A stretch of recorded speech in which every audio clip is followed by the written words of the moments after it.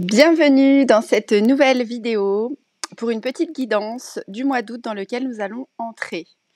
Comme d'habitude, vous allez voir, je vous livre une petite canalisation que j'ai reçue, je vous pioche quelques cartes qui viennent vraiment, vous le verrez, rebondir et étayer ce qui aura été dit avant. Et puis, toutes les traditions habituelles dans lesquelles j'aime naviguer pour aller chercher de l'inspiration, voir comment les anciens percevaient certaines époques, certains mois de l'année, certaines énergies propices. Donc, je vous partage tout ça juste après. Mais avant, comme d'habitude, je vais vous inviter à liker cette vidéo pour la booster, lui donner plus de possibilités de circulation et vous abonner à ma chaîne si ça n'est pas encore fait.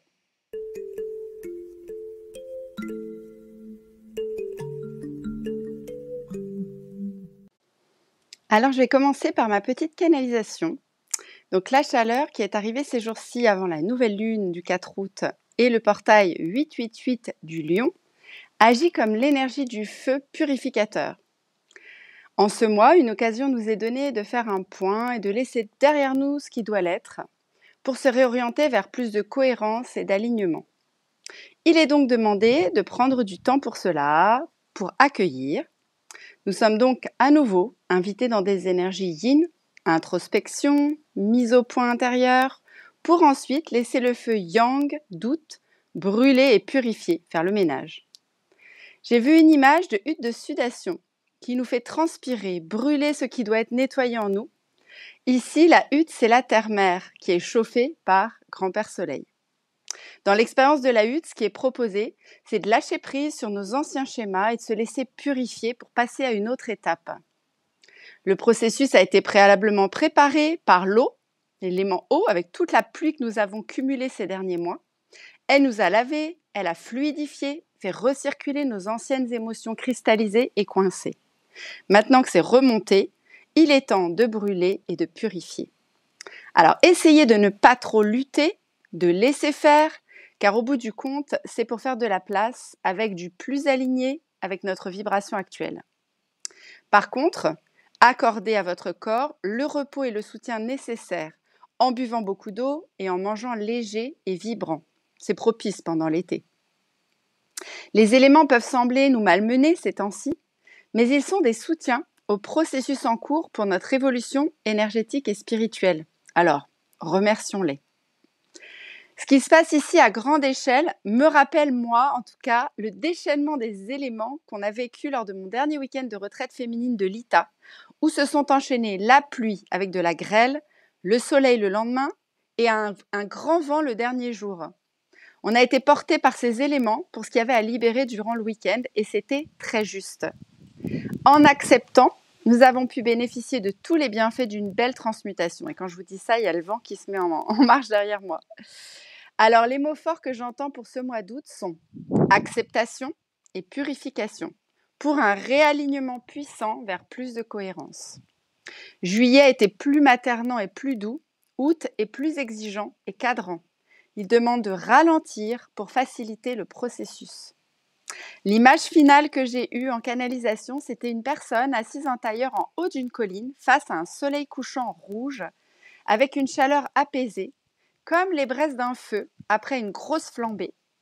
Ce qui se dégageait de cette image, c'était du calme, une prise de hauteur pour un plus grand angle de vue après cette puissante transmutation. Alors si on va maintenant du côté de la numérologie, on entre dans un mois universel 7 parce que le mois d'août c'est 8, 2024 8, 8 et 8 font 16, 1 et 6, 7. Le 7 c'est le synonyme de la réflexion profonde, de l'introspection. C'est un moment privilégié pour se recentrer, méditer, chercher des réponses à des questions existentielles. Le 7 c'est souvent associé à la perfection et à la complétude. Dans de nombreuses traditions religieuses, il est considéré comme un nombre sacré, symbolisant l'achèvement du divin et l'harmonie universelle. On l'appelle le mois du destin. Tout ce qui vous arrive ce mois-ci vient du ciel, mais tout ce qui vient du ciel n'est pas forcément béni. D'où la nécessité d'être sage au cours du mois de juillet, au cours de ce mois 7, et de prendre le temps de réfléchir. Vous devez persévérer si vous souhaitez atteindre votre objectif. Dans le travail, vous obtenez possiblement de l'avancement. Financièrement, vous pouvez faire des bénéfices. Et côté cœur, vous parler de la manière dont vous envisagez l'avenir avec votre partenaire. Tout reste à faire, à construire. Il est essentiel de vous mettre d'accord sur les démarches que vous souhaitez entreprendre à deux. Vous êtes invité à peser le pour, le contre, avant de prendre de grandes décisions. Le 7 est souvent le pilier silencieux de la famille. Il offre sagesse et compréhension en période de crise. Ce mois 7 aura tendance à créer du mouvement, un mouvement naturel, propice à se rapprocher de la sagesse de notre âme. En astrologie, au mois d'août, exit le farniente. Les planètes n'en font qu'à leur tête et ça risque de secouer plus d'un signe astrologique. L'agenda est chargé, les énergies aussi. Ça va dépoter.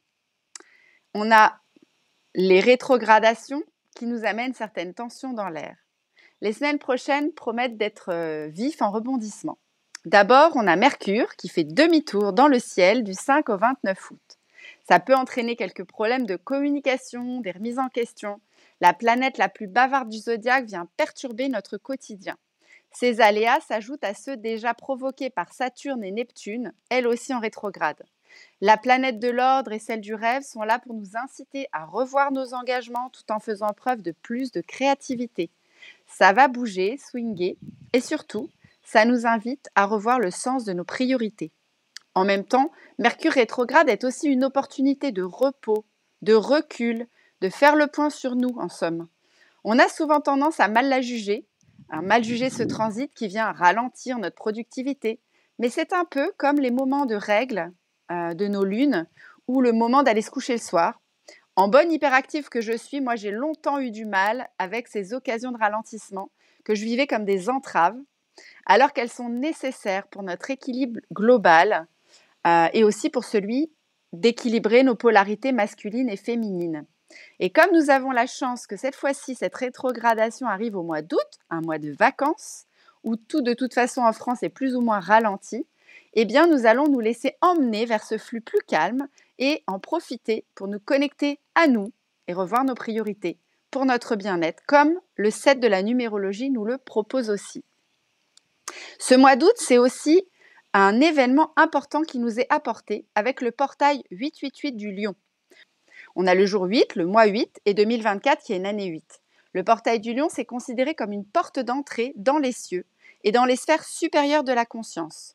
Pendant ce temps, les énergies à fréquence plus élevée de l'étoile Sirius sont téléportées sur la Terre afin d'aider à faire progresser l'humanité et à élever la conscience de la planète. Donc ce portail de la porte du Lion s'active lorsque la Terre et le Soleil s'alignent avec Sirius, qui est beaucoup plus grand et plus brillant que le Soleil de la Terre et qui est connu comme étant le Soleil spirituel. Ce portail est capable d'ouvrir et de nourrir le chakra du cœur en apportant une vague énergétique tangible remplie d'amour inconditionnel pour ceux qui sont ouverts et disposés à le recevoir. Le nombre 8 associé à la créativité, l'harmonie, l'abondance, l'équilibre, le pouvoir, les récompenses matérielles. Et lorsque le nombre est placé à l'horizontale, c'est également le symbole de l'infini.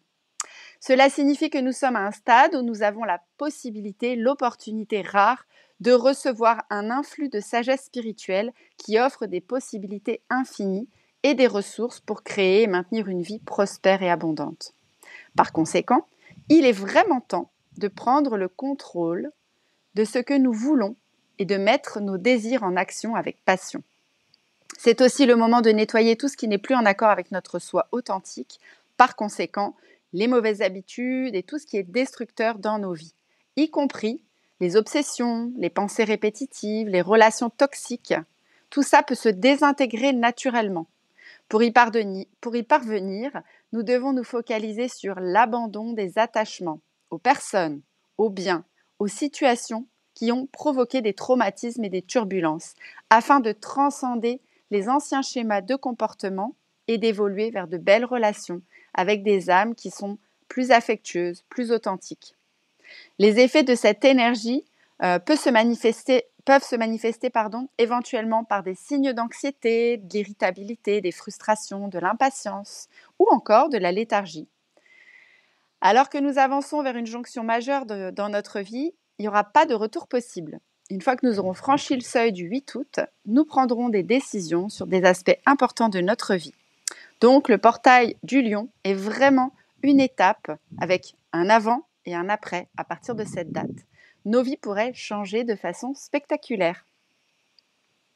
Nous pourrons alors commencer à vivre la vie pour laquelle nous sommes nés. Une vie remplie d'expériences magnifiques qui touchent et enrichissent chaque partie de notre mental, de notre âme. Un beau programme qui est proposé par cette porte du lion. Du côté des fêtes celtiques, le 8 août, nous célébrons Lughnasadh. Alors, il y a une particularité avec ce sabbat de la roue de l'année, parce que c'est à la fois un qui a les énergies les plus simples, et en même temps, c'est celui qui est le moins célébré de tous. Premièrement, parce qu'il tombe au mois d'août, quand la plupart d'entre nous sommes en vacances, et deuxièmement, parce qu'il nous semble plus déconnecté de nos vies modernes, si on en reste au premier plan concret, agricole, en lien avec les récoltes. Pourtant, si on le considère sur le second plan, comme un symbole des récoltes intérieures plus personnelles de l'année, il nous offre une opportunité de prendre du recul, de voir tout ce que l'année nous a offert de beau et de bon, et de nous amener vers des vibrations, une des vibrations les plus hautes, à savoir la gratitude. On sait que cette vibration d'être, déjà dans le contentement de ce qu'on a reçu, entraîne des vibrations qui attirent encore plus d'abondance. Ça offre également une opportunité de réfléchir à ce qu'on veut planter comme graines pour la prochaine saison en fonction de ce qu'on voudra récolter. Enfin, du côté des 13 mères amérindiennes, les mères originelles, on nous fait rencontrer la mère guérisseuse d'août. Elle nous invite à servir les autres avec un cœur joyeux en utilisant notre capacité à soigner et à guérir, à comprendre et à faire honneur au cycle de la vie que sont la naissance, la mort, mais aussi la renaissance. Ici encore, il est question de respecter nos rythmes. À croire dans les miracles de la vie aussi, parce que notre connexion à notre essence spirituelle est aussi rappelée en ce mois de juillet avec cette mère guérisseuse, comme pour la numérologie en 7. À comprendre aussi, elle nous invite à comprendre aussi le royaume végétal, l'usage thérapeutique de toutes les plantes, ce qui me parle énormément puisque c'est cher à mon cœur, vous le savez maintenant. Voilà un petit peu tout ce que j'avais envie de vous partager. Alors, je vous ai aussi, comme d'habitude, pioché quelques cartes pour venir un petit peu étayer ou réfléchir à tout ce qui nous est amené à rencontrer pendant ce mois-ci. Et je trouve ça toujours génial parce que la première carte que j'ai piochée, en fait, je ne l'ai même pas piochée, elle a sauté, elle a jailli. Enfin, il y a deux cartes qui ont jailli de mon oracle. Alors, c'était les cartes de la féminité sacrée, oracle thérapeutique de la femme sorcière. Et donc, la première carte qui a sauté pendant que je battais les cartes, c'est la carte, ça m'a fait rire, parce que c'est l'acceptation féconde. Or, l'acceptation féconde, voilà, on en revient à l'acceptation dont je vous parlais tout à l'heure. Alors, c'est la carte 33. 33, ça fait 6. C'est écrit en dessous « Accepter ce qui est ou ce qui n'est pas ». Donc, on est vraiment dans l'idée de laisser faire et d'accepter, d'accord ? Alors, pour cette carte, la petite guidance, c'est « Plonger dans l'immensité des possibilités. Je m'ouvre à la magie de la vie, à ces multitudes de possibilités. Je suis dans le plein accueil de ce qui est, car en chaque chose, je grandis et je me nourris. L'espace-temps et la source savent ce qui est le mieux pour moi, pour mon épanouissement. » C'est ce qui nous invite à lâcher prise. Ayant pleinement compris cela, je ne résiste plus et je laisse venir à moi le merveilleux. Voilà, donc ça c'est vraiment, ça m'a beaucoup amusé de piocher cette carte parce que on est vraiment exactement dans ce que je disais juste avant dans les différentes traditions. Alors il y a un petit atelier de vie qui est proposé avec cette carte. Prenez au minimum 20 minutes de votre temps ce jour pour vous asseoir au pied d'un arbre, regarder la nature, observez-la, constatez comme elle s'adapte au vent qui souffle, aux autres essences qui viennent s'entremêler. En regardant de plus près la croissance d'un arbre, vous verrez que son histoire n'a pas toujours été tranquille ni paisible, mais qu'il a accepté et trouvé d'autres moyens pour continuer. Il semble serein et heureux, puis posez à terre un objet symbolisant la situation que vous vivez et qui vous demande de l'accepter telle qu'elle est. Regardez-la prendre sa place dans votre monde, dans votre univers. Et dès que vous serez en paix avec celle-ci, vous l'aurez acceptée. Notez vos ressentis, éventuellement, dans un carnet. Donc ça, c'est la première carte que j'ai piochée. Et la deuxième carte qui a jailli en même temps, il y en a deux qui ont sauté du tas, c'était la carte de la druidesse de la générosité. Alors, ce qui m'a beaucoup amusé avec cette carte, c'est que déjà, elle est très jaune, donc très feu. Il y a aussi le troisième œil là qui est symbolisé sur la carte. Et elle est très rayonnante, très brillante en fait. Donnez de votre temps et apportez votre aide pour un monde meilleur. Alors elle me rappelle bien sûr la guérisseuse des mers amérindiennes, hein, et tout à fait en lien avec elle. Et la petite guidance, c'est « Je suis animée d'un flux régulier, telle une boucle généreuse, offrant sans réserve aux autres, tout en m'apportant l'attention et l'amour indispensables à mon plein épanouissement. Je suis guidée par le cycle de l'abondance permanente, où le donner et recevoir sont en totale osmose harmonieuse. » Donc voilà, donc cette carte aussi rappelle effectivement la mère guérisseuse qui a envie d'être dans la bienveillance. Alors ces deux cartes, je ne vous ai pas dit, mais celle-ci c'est la 24, la druidesse de la générosité, donc on est encore dans du 6. Et ces deux cartes-là, la pierre qui est associée, c'est la cornaline. Donc je pense que ce mois d'août nous invite à nous connecter à notre deuxième chakra avec cette cornaline pour nous recentrer sur nous et aller vers notre intériorité, notre monde intérieur. Donc on en revient toujours aux mêmes choses, hein, le recentrage sur soi. Et puis cette carte avec ce rayonnement jaune nous invite à rayonner dans notre quotidien, sur les autres autour de nous, par des petites choses, des petits gestes, pas besoin forcément de faire des grands actes, mais simplement s'arrêter un instant, observer l'autre, l'écouter et avoir envie, pourquoi pas, de faire un petit geste qui peut lui faire du bien au moment où il en a le plus besoin. Et ensuite, j'ai eu envie de vous tirer une carte de l'oracle druidique des plantes, parce que comme la guérisseuse du mois d'août nous invite à nous rapprocher des soins par les plantes, je me suis dit que c'était sympa de piocher dans cet oracle également. Donc en hommage à cette mère amérindienne qui est proche de la médecine des plantes comme moi. Alors j'ai pioché pour cet oracle la carte du génévrier. Hop là, je vous montre. Et donc c'est intéressant parce que les mots-clés de cette carte, c'est nettoyage, originalité et magie. Alors je ne vous ai pas dit, mais on est à la page 60, donc on est encore dans du 6.